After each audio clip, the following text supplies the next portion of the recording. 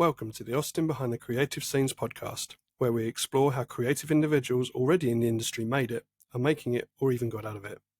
Their everyday actions could be the things you are struggling with as a performing artist. I'm Austin, your host, and together we'll embark on a journey to discover a little bit more about the real life behind the creative scenes.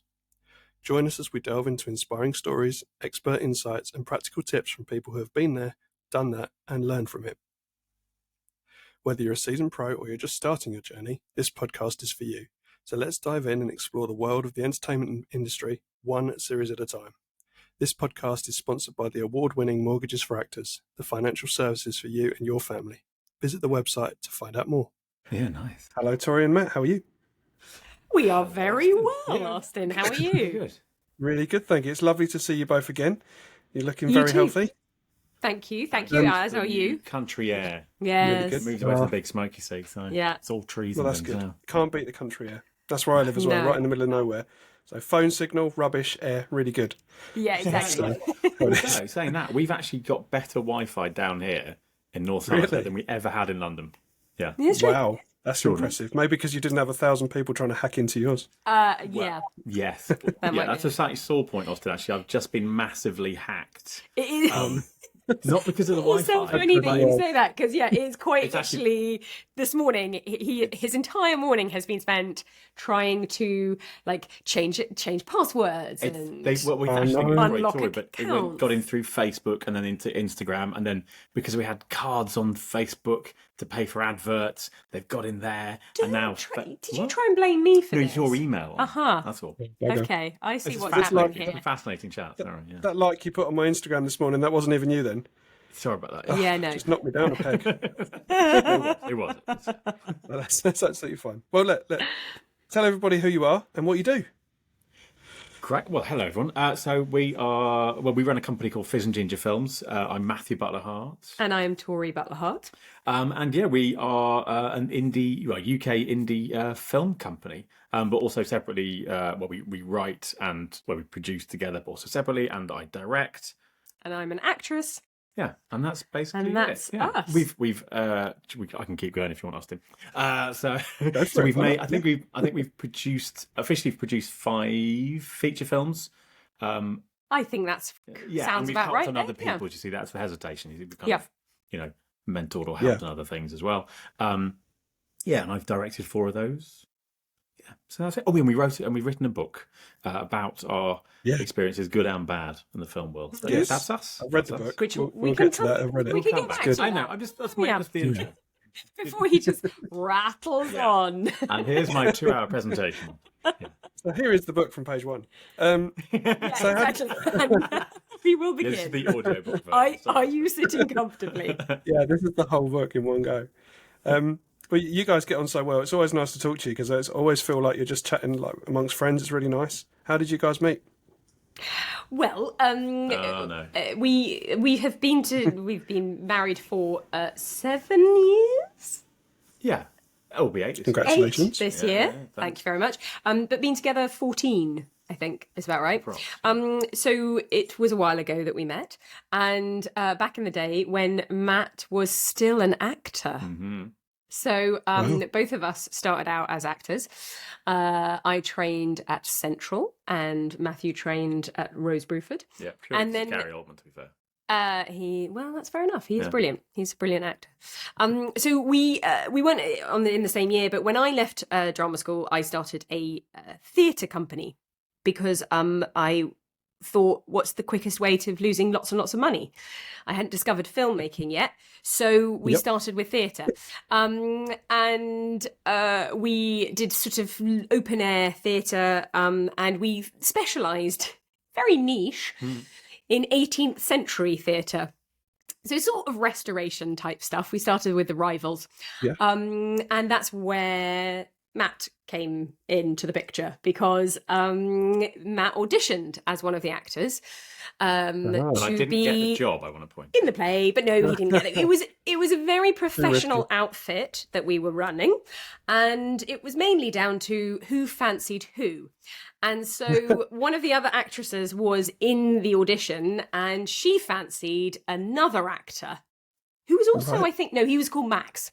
So he was actually cast, and then he got a much better job that paid way more money, and so he accepted that and didn't do the play.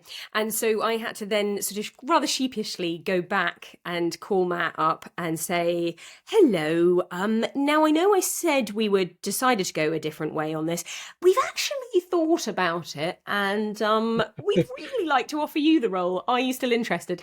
And Hoping Well, Thanks I for also that. knew how things work, so I knew exactly what happened. Oh, yeah. But luckily, I'd just done a few really quite sort of terrible TV things, and I was not enjoying that. So I was like, yes, please, of course, fine. Of course, it's over the summer. We're going to be in outdoor theatre, like In wigs you know, and swords and things like it'll be fun. Cool. That's Yes, all right. I just realised Tori's slightly doing her Ian McKellen impression at the moment. You are a little bit. Yes, and you're doing the arm and everything. No, Oh no! You're doing more of it. Then we should. I'm doing my Well, we know who you aspire to now. Sorry. apparently. So yes. So anyway, That's right. Yeah. in answer to your question, Austin, that is Yes. how we met, and then from there we. Well, then I started directing for you guys as well, but Exactly. being in things at the same time, and then that's what's led to the short film stuff, isn't it? Well, yeah, because you had the idea of so obviously open air theatre in England is Mhm. somewhat disastrous in that it rains 90% of the time. Yeah, you get about a 2-week period, don't you? So yeah. Right. Yeah. Exactly. The Not rest many of theatre it, plays either. you are very No. soggy. So we were in the middle of a performance of The Rivals. Yes, it was The Rivals, wasn't it? No. No, it was Love's one of the Love other. Shift. Love's Love Shift. There we go. 3.5 hour epic. In the pouring not as rain. funny as it thinks it is. Amazingly, the audience, bless them, were still there with their umbrellas. But yeah. So Matt had this Well, that's a idea good of sign. like, oh well, what I basically blanked out. I'd stopped listening, and I sort of Fair had like enough. a vision of all these costumes, amazing like wigs, and bit like feathers, and everyone sort of now stuff. listening to this But podcast. Yeah. I'm joking. but as zombies, basically, I was like, oh, okay. What if we did like an 18th century thing as zombies? And my first love has always been film, to be honest. So I immediately went, oh, this has got to be a film. So we basically wrote a short film called Igad Zombies, which wasn't as short as it should have been. It was 20 minutes, which is too long for most festivals, to be perfectly honest. Let it go, babe. Let it go. No. As in, no, but that's something we've learnt, though. It is true. You know, if Yeah. Exactly, when everything's a the learning festival experience. people are Yes. programming things, 20-minute short film in an hour slot. That's not great. Yeah. So there we go. But we got Ian McKellen in bed with a zombie though, under which is 20 fine. minutes. Yeah. How many people can say they've seen Ian McKellen as a zombie? Well, he Or in a wasn't a zombie- zombie. He No. was in bed with a In the zombie. film. But not like that. Yeah. Yeah. And you're right, not many people, Slippery slope. because not many people saw the short film. So Oh, actually, that's not strictly true, because we were very naive and we were very proud of our short film once we'd finished Yeah. it. But we're not. We didn't know what to do with it because we were actors and had never. This was our first step into the film production industry. big All right, step. Ian. I did notice it then. So we decided that we were going to hire a screening room in the Soho screening rooms on D'Arblay Street in Soho, and we invited everyone. Mm. As in Like distributors, money, finance people, all sorts of people, sales agents, Well, people that you feel would really bring something to it. yeah. I mean, like you name it. Well, and also just as a way of beginning to meet people within the industry, beyond just your acting agent kind of thing, and casting directors. So we invited loads and loads of people, and weirdly, they all turned up. Now, I think it's probably because they thought it was a trailer for a feature film or like a kind of teaser. So afterwards, when we were talking to people, they said, "Well, great, we like the concept, we like the idea. When's the feature finished? When's finished?" it going to be finished?" We're like, "Well, that's kind of it, to be honest." Yeah, so But also, this hasn't happened since. Like, we've tried Under the inviting funding, everyone to things, and that was like a one-off. Oh yeah, just Freak. streak of madness. Yeah. In everyone. I don't know why.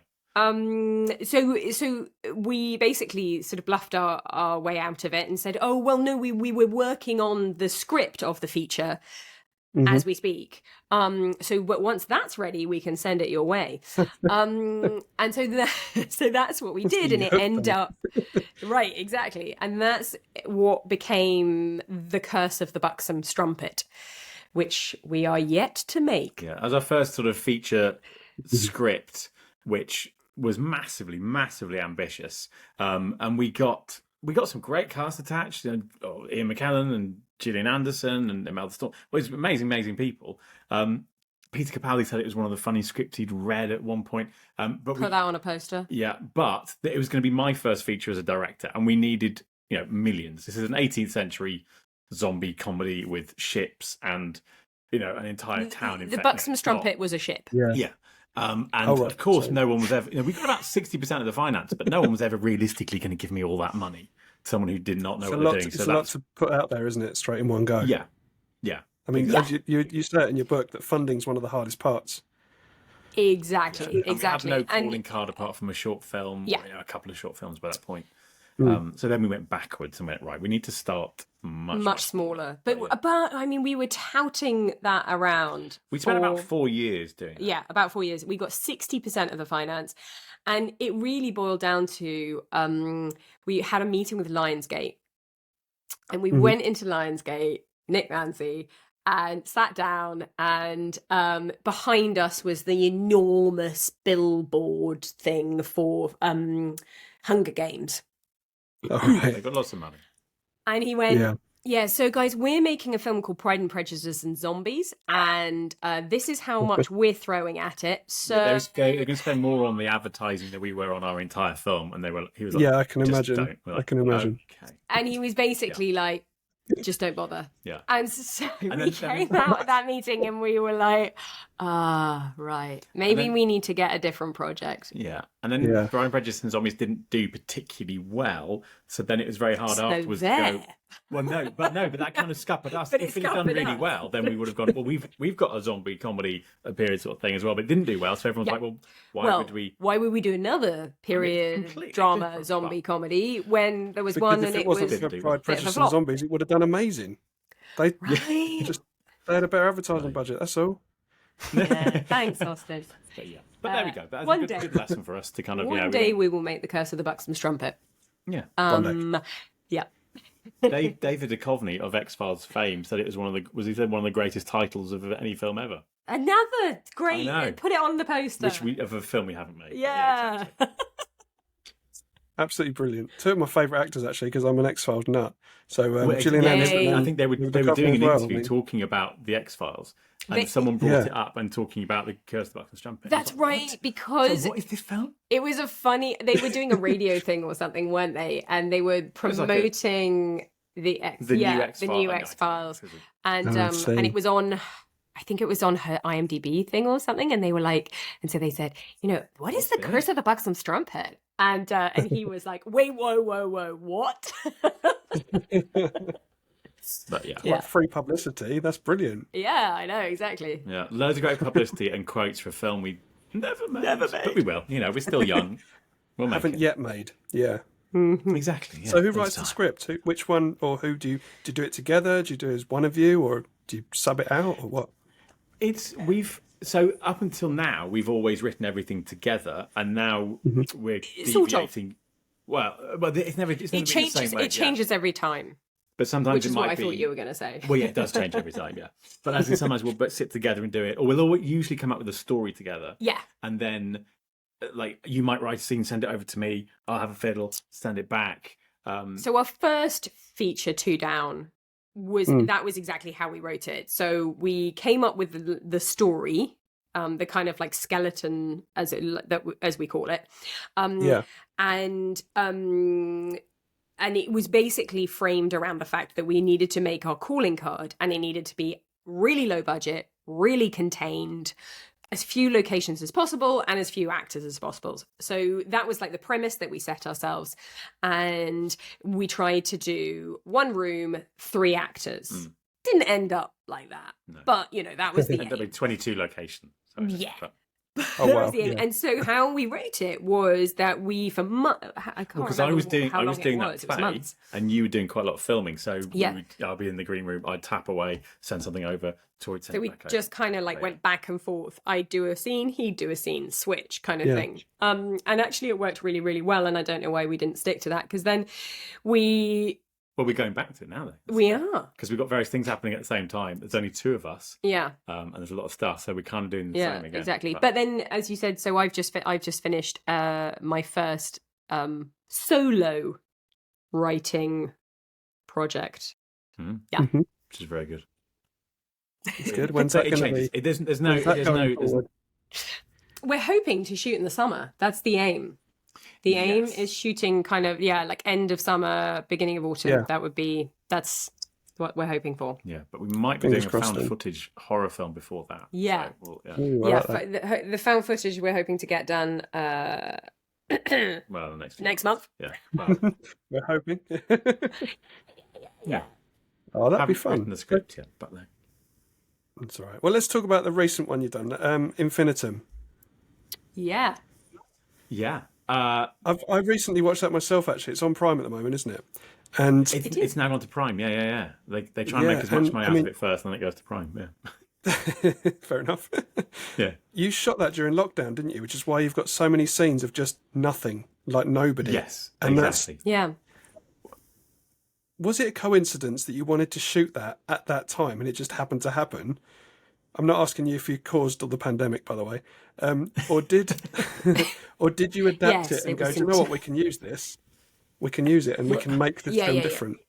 We hadn't even you go. I've been chatting a lot. Go on, off you go. That's all right, don't mind. Well, so we have this much bigger script called just Infinitum or Infinitum, and it's part of a much bigger, big budget sci-fi sort of thing. And then when the pandemic hit, I just thought, okay, this is a great opportunity to go to make something.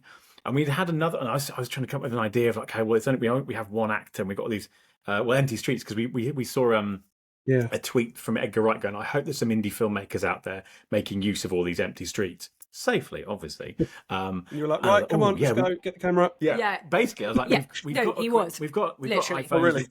Got some I was all set to learn French. I was so excited. I was like, I'm going to read loads of books and I'm going to learn French. This is going to be great. But then because I came up with this idea of like, okay, maybe it's some kind of like, well, obviously apocalyptic sort of like The Road or something. So there's one woman's journey through something or other. And then Tori had remembered that we've written this big epic thing called Infinitum. And it's about, well, you sort of know what it's about, but it's this huge experiment. There's loads of different worlds and lots of different subjects in the experiment. So Tori said, well, why don't we just focus on one of those subjects? But she's basically kind of slipped between the cracks and is in this world where no one else is, or something very strange has happened. So therefore, we've got our 1 actor. We don't need lots of other people. We can do lots of other stuff with sound, slipping in from other worlds. And so we'll do that. So we quickly basically wrote a treatment and a very, very basic script. Yeah. Really basic. Because it was like day 2 of lockdown, like the first one. Yeah. And you were like, you came up with this idea. So then, it took us like a couple of weeks to kind of, but then obviously at that point, no one knew how long lockdown was going to last. Yeah, so we were racing. So it was a bit like, because Bozo are they going to open everything up again next week? Yeah, it'll be done in 6 weeks. Okay, we have 6 weeks to make a feature film. Yeah. Might not have we know we probably could have done a bit longer to write it. Which might have been good, but no one saw that coming. But then again, the first few weeks were the best ones for the lack of people out there, and then people sort of got a bit complacent at the end anyway, didn't they? And just couldn't be bothered to stay. Well, yeah. So we'd go out first thing in the morning, because by the time we were filming, it was kind of May, so it was quite bright, quite early. So we'd get up at 3 o'clock and go and film like Tori wandering around, basically. Our dog walks, because we were like, okay, we know this location, we know that place, that's got some really cool graffiti on the bridge. Okay, so we kind of mapped out where this fake sort of journey would be, And we just get up and have Tori wandering around. So most of the action is in one room, which was our landlord's flat, but attic thing where we were, and they weren't there. They were elderly, so they were down in Eastbourne. So we had this kind of old ramshackle house to kind of play with, and we just wrote the script around places that we knew we could get. But then the second half of the film is in this Jacobean mansion, which is basically where Tori's mum teaches art history, which is a part of an American university, which is closed. And we went, well, at some point we'll go and finish the film. We'll go and do that. And then just as they said that, then they announced, okay, film companies, if you can make it safe, you can go back to filming. So we had about 2 or 3 days in between us finishing the stuff in London, and we were like, okay, just throw everything in the car and let's just go out and we filmed all that stuff. Yeah. So we've written everything around places we knew we could get, which is what we do anyway half the time. We always base what we're doing around stuff that we know we can get to, location is massive when it comes to this sort of thing, isn't it? And without a location, you haven't really got a film. I think we've lost. Oh. We lost it. Sorry, we all paused and got very, very, very quickly dropped. Yeah. Hey. I was rambling on about locations. Sorry. No, it's all right. It's no problem. I said, actually, I think as it dropped, I said location's everything in a film, isn't it? Because if you've got a rubbish location, the whole film's just going to look wrong. Exactly. So. Yeah. No, it is. And as Matt said,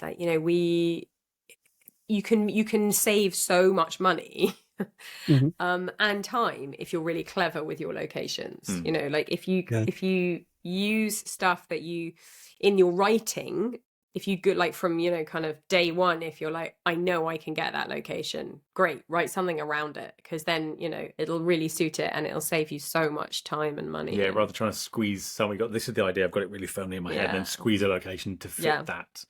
It just causes all kind of problems. But on a low budget, if you've got a decent budget, if you've got a decent budget, then great. But if you haven't, So talking of budgets, apart from getting paid, what do you find the most challenging thing about this industry? What do you find that you really have to work at? Getting paid. Well, it's not the paid part. It's afterwards. I tried to avoid that, but well, it's not getting paid as such, but it's like our films actually, they make money, and they make quite a lot of money, but for other people. Yeah. What we still struggle. That is the challenge. Yeah. Distributors make money, sales companies make money, PR people make money. And the film's officially it's gone over its budget now and things, but it's seeing that return back into the pockets of your investors. So basically past all the middlemen. Because into the pockets of the original investors and the filmmakers, actually seeing some of that back end, because there are so many middlemen that just there's so many such funny little loopholes in contracts, and we've made a few films now, but we still get caught up. There's always something where you're like, why didn't we think that's what they were going to talk about? Exactly. And I have to say, it's also to stand up for the sales companies, it is also in turn getting the distributors to pay up. I mean, that is what is so frustrating. You are waiting months. Well, years. Sometimes some years. Of older stuff, it's actually years now. Wow. So for one of our films, our very first film before Two Down, E1 bought it. E1 distributed it in Canada and North America. That's 2014, I think. 2015. Never seen any money from E1 because we're small fry. So or any kind of list, nothing. So and the sales company were trying to take them to court. But they weren't big, and I mean, we're gonna go and audit E1, because the issue is that then you're like, how much are you spending in legal fees to audit these people in order to? I mean, is it worth it? Does it even balance out? Probably not. Is it worth it? No. Yeah. Right. So that is the most frustrating thing, to be honest, and it is something that I get quite passionate about, because I really feel it's a breakdown within the industry, and there's a fundamental issue there with how it's being run, and it's not just small indies. We were talking to the producer of The King's Speech, and they still have They've not only just seen. Really? got some money back that they've been owed for however long, 10 years. Oh wow. You know, so in some cases you are talking millions of pounds. We were talking to Richard Eyre on for a podcast a while ago, and he was saying that Anthony Minghella was still waiting for money from The English Patient up until the day he died. He died. Really? And that's best part of 20 years. Yeah. Must be. So there's some sort of I don't know, almost integrity that's needed in the industry. Like you need someone that's dedicated to making sure it happens, don't you? Yeah. Exactly.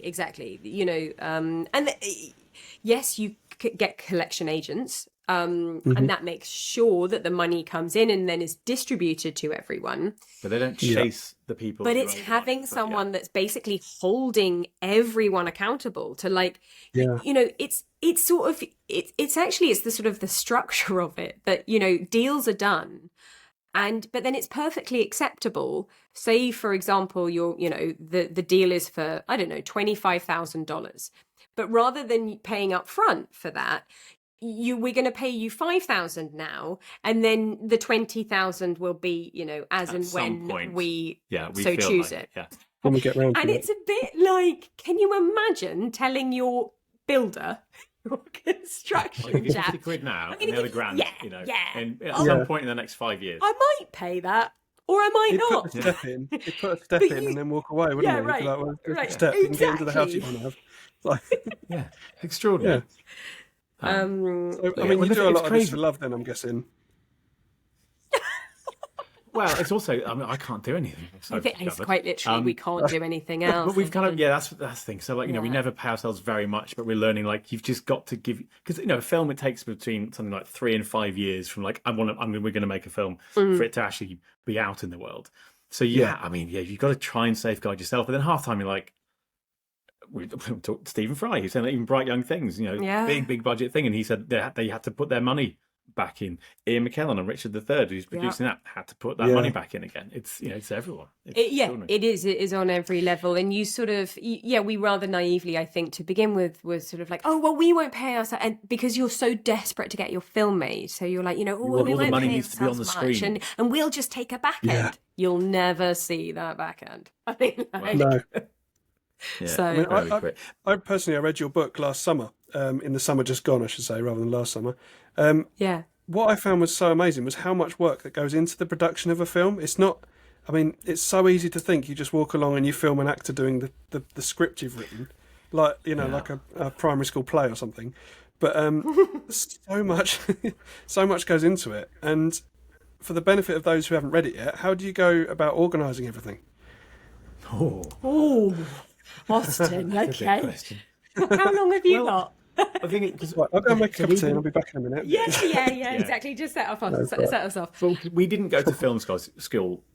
Can't even say it. Film school, you know, at all. So we didn't know any of the proper ways of doing things. But I try and break it down sometimes for people. It's just, once you have your thing, you go, okay, well, these things need to happen. Okay, we need to find a location. We need to film something on something. It's basically just problems, though. Like, all it is a big, long list, and then you're just a problem solver. I was like, okay, it's usually I need to get something. Well, where do I get that from? And you just spend a long time just collecting stuff. It's just problems, though, isn't it? Yeah, I think, that's not exactly. Quite way of saying it. But as in, it's different for each time, though. You know, you go, okay, we've got if you've already got the script, okay, so where are we going to shoot it? So therefore, if you know your location, then you can maybe change your script. Okay, so who's going to be in it? How do we find actors? It's, you know, Google is a great thing. You know, you can find. Yeah, I mean, I think first and foremost, you need your team. You need to get your team. Stuff. So, you know, if you, depending on what role you as an individual are gonna fill, then, you know, then you may have a team of sort of, you know, 5 or 20 that will be, you know, helping you out, and so that will, you know, you will have your producers. You have your director, you have your line producer, who is the chap who's going to do the budget, or the woman, more often than not. I know. Have to be a chap.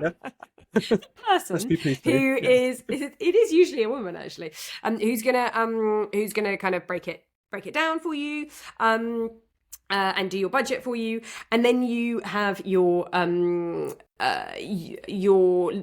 production designer, so you've got your whole, because then they will bring your whole like design team, costume designer, makeup designer, all of that.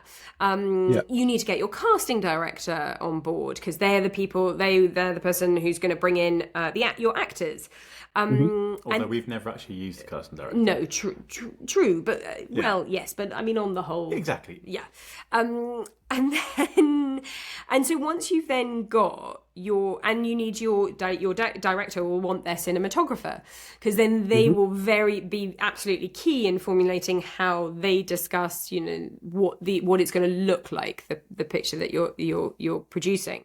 So then they'll bring their people, and then the cinematographer in turn will bring their camera team, their lighting team. So as a producer, if you've got your key, what in the industry we call our HODs, our heads of department, then they will in turn take a little bit of the work off for you, because they will find everything. their you don't team. Need to do everything. That's the thing. It's you not sort as of if hire you the middle management, if you like, and the middle management hire their own teams. Yeah, they probably call themselves that. Exactly. Don't call them that. Yeah, I would never. Exactly. Yeah, it's you hire people who know more than you and are better at those things. Yeah, than you as well. and then from then, as Matt said, like producing is very much like it is problem solving. So from then on, it's kind of like, okay, this needs to happen. How do we solve that problem? This needs to happen. Yeah. And then you have your ADs for a lot of that. As well, though, don't you? Yes. Sorry, yes, exactly. No, we both paused and went. We both paused. Yeah, I think because definitely in the indie world, you are constantly, there isn't a day or maybe even a scene goes by where you have to adjust some sort of idea. If you've got more money, then there will be less of that. But I'm just reading a book about, I think it's called You've Got Red on You, about the making of Shaun of the Dead. And they had, this is 20 years ago, and they had a decent budget of like about £4.5 million. And they were still every day compromising on things, having to change the script. Okay, that didn't work. Yeah, like, so that's 4 million 20 years ago. So it's generally having to, you can plan and plan and plan, but you still have to kind of go out. We made a film called The Isle on a Scottish island, and we turned up one day after a huge storm, and our location was no longer there. But there was like, okay, there's flooding. Okay, we can't shoot that. We need to think of something else. Therefore, rewrite the script. You always have sort of like, for weather, if you're shooting outside, you'll have a contingency plan. But in the case of The Isle, like it was a beach. It's like, and also the tide chart was completely wrong. So we had the tide chart, and we were like, okay, so it's going to be out then. Great, cool. Turned up, and we're like, nope. It's in. Because there'd been a force 9 gale, everything had changed. So I mean, not the best conditions for trying to keep your acting gear on. Yeah. And, there's all sorts of stuff that can happen. A council have said that they'll, close down a street. Somebody hasn't signed one piece of paper, so no, that hasn't happened. So, last minute we got, there's always something. There is, Yeah, so you have to... Go on, sorry, no, you carry on. I just said the wrong words. Go on. Okay. I interrupted. No. I think, basically, I mean, the thing I've had to sort of grapple with, because I've always been a bit of a, no, this is exactly how things need to happen. Control freak. Yeah, well, no, but as in, the vision. But yeah, like kind of plan, and then just assume it's going to go wrong. Because, it took me a while to kind of get used to that. Like, turn up, do your work, so you know that that's there. But then just assume a lot of that's not going to happen. More problem solving. Just be ready to kind of go, I can do this because I've planned it, but everything's now changed, I think. Yeah. And Matt, do you try and stick to producing, or do you, I mean, I know, like you say again in your book, you said occasionally you've had to step into acting to cover off people that couldn't turn up or something.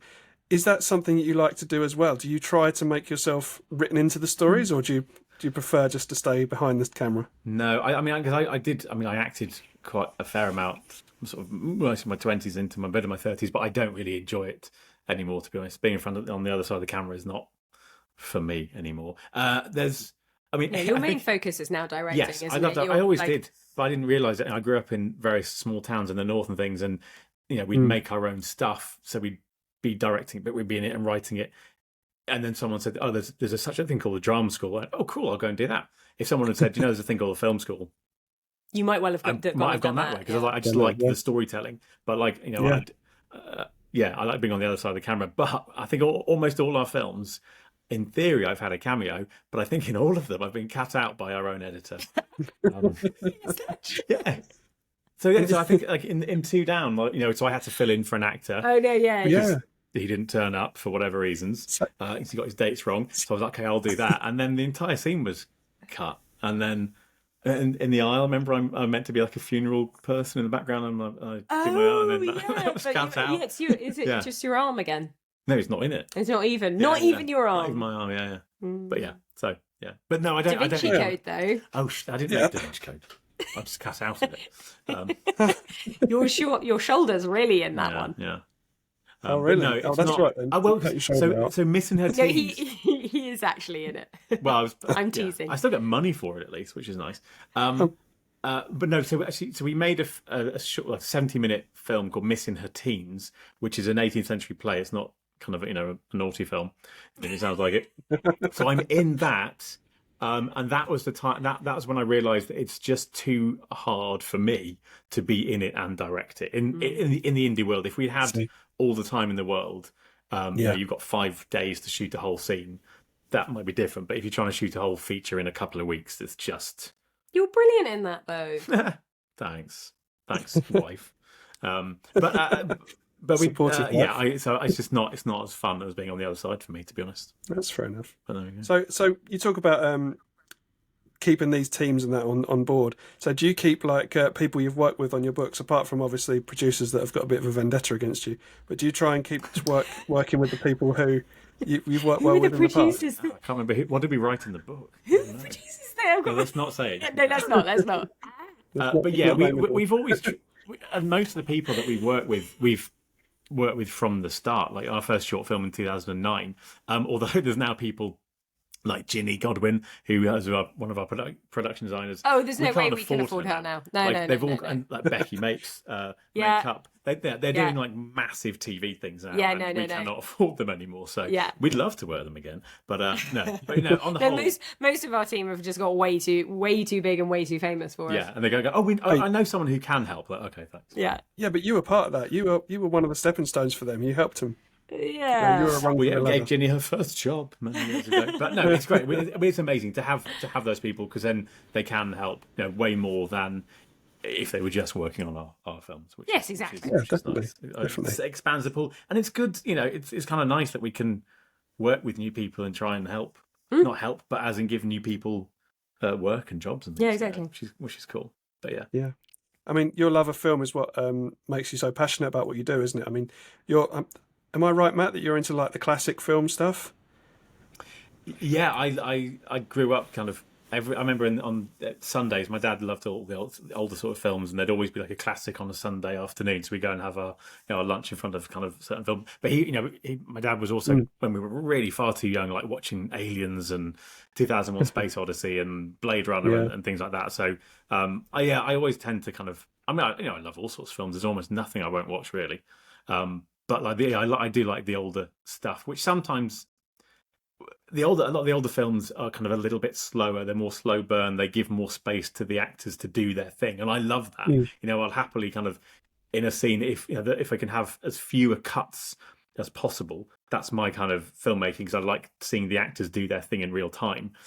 A lot of modern TV, modern film stuff seems to be cut quicker, and it's. So sometimes our films are slightly accused of being a little bit slow, but then also the people who like those things love them because of that. Yeah. So, but then actually we were talking to someone apparently. So people's attention spans have shrunk. No, you read it. No, I read it. The other day. Right. Yeah. Yeah. So something like 47 seconds. We can't concentrate on anything for more than 47 seconds. So in 2004, it was like we're talking about when you're looking at something on screen. No, it's quite literally a thought. Oh man, that's so. It's like a thought or. Things like TikTok have got like an analytics, haven't they, where it tells you how long people watch it for. Yeah. And you put a minute video on, no one ever watches to the end. You're lucky if you get 15 47 seconds. They get to 47, and that's the maximum. So I think and it makes sense that TV and things. We watch stuff and like, oh my god, you're cutting so much so quickly. My brain can't keep up with it. Yeah. But I think it's it's kind of mimicking what we're doing on social media and things like that. Potentially is. Yeah. Fast. I don't know if that'll stop us doing our side stuff, but there we go. Slightly frightening. No, I mean- I think it's slightly frightening, personally, Terrifying. but But there we go. It's a little bit, but there's only going to be a time when it starts going back the other way, because we can't come down to 1 second, can we? We'd have Right. nothing No, left. exactly. So No. there's got to be a scope Hopefully. for both ways as well. we've just got to hang on in there until it swings back the other way. Yeah. That's right. And Tori, do you have any sort of film preferences you like? Are certain genres or anything? Ooh. I'm so used to Matt answering these questions that I'm like,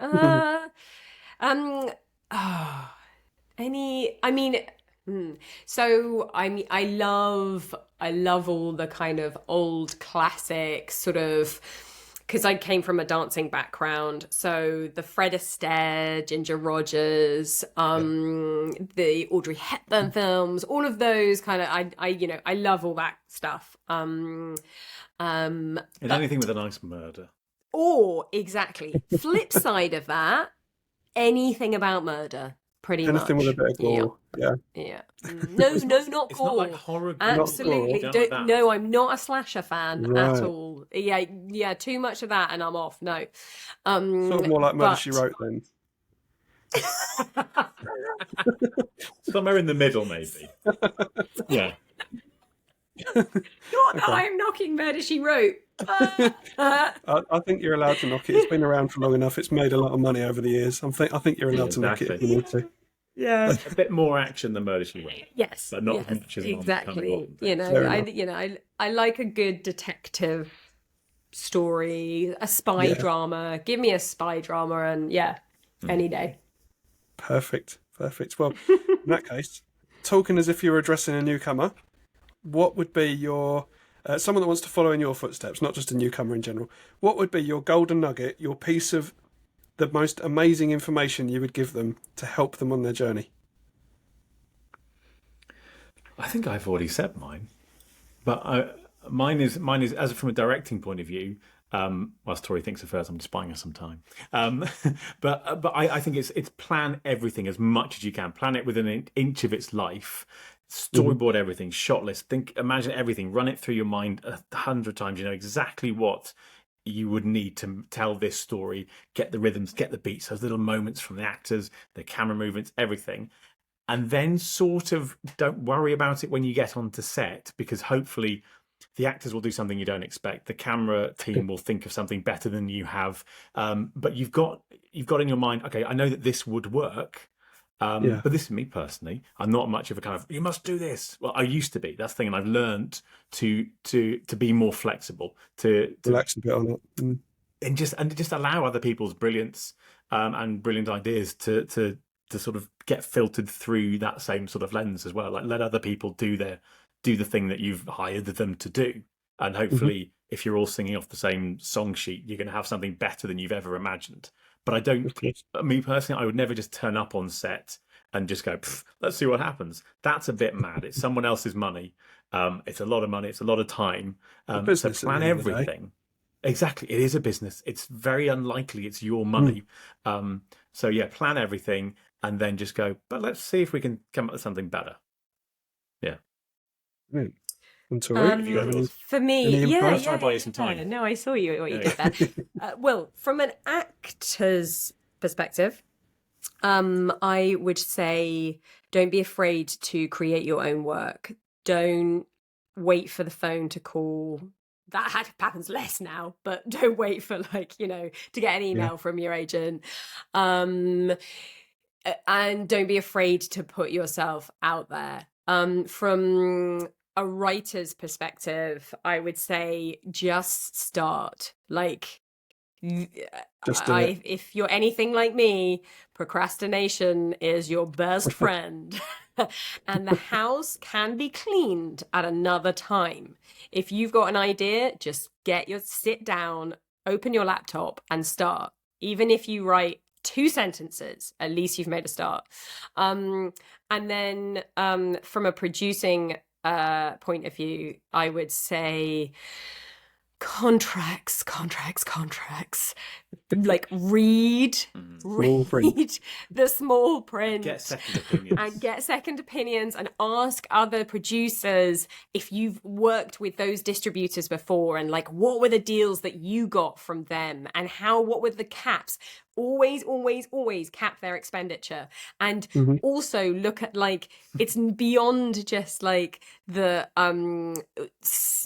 marketing cap. It's like, you know, the what they'll sneak in various little kind of expenditure pots that they can then get away with. Cap everything. Otherwise, you'll never see anything back. I don't think you have to know everything as well. You know, no one does, and it's all made up anyway. It changes every time. You know, the industry's changed so much in the last 5 years, phenomenally quickly. Exactly. Well, I know exactly. I was going to say you could always buy a very handy little book. All right, Ian. I can't help it. It's amazing. Ian McKellen's coming back in. Go right, almost like you know him personally. He's in the book. To the room with Fizz, Ginger and Fierce Determination, a modern guide to independent filmmaking. However, available on your website. Exactly. and from Amazon. But it is, I think, helpful. It has lots of tips, and we speak to, it's not just us having a ramble, thank God. I hear your listeners say it, cry.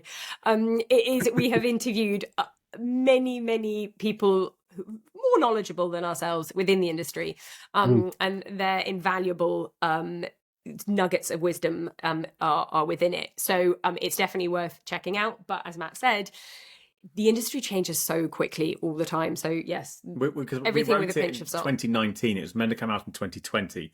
Pandemic hit, so all the printers in America, everything shut down. So it came out in 2021, I think. And already, because of the pandemic, everything had changed, and we had to go. We had to take things out. We had to put other bits in. Right. And also, I mean, I hope we even wrote this going, half of this might be out of date now.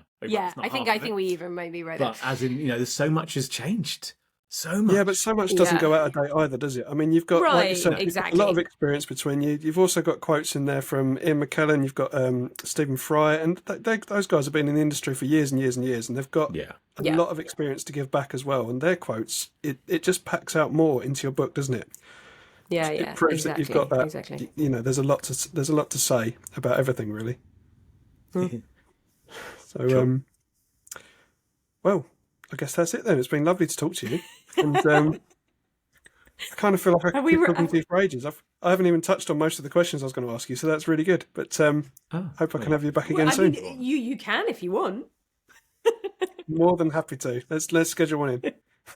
Okay, perfect. All right. See you later. Bye-bye. Thanks for coming. Thanks. Absolute pleasure. Thank you. Bye. If you would like to guest on the podcast, or if you know someone who would, please get in touch via the website www.mortgagesforactors.com, or look for us on our social media, Instagram, Facebook or TikTok.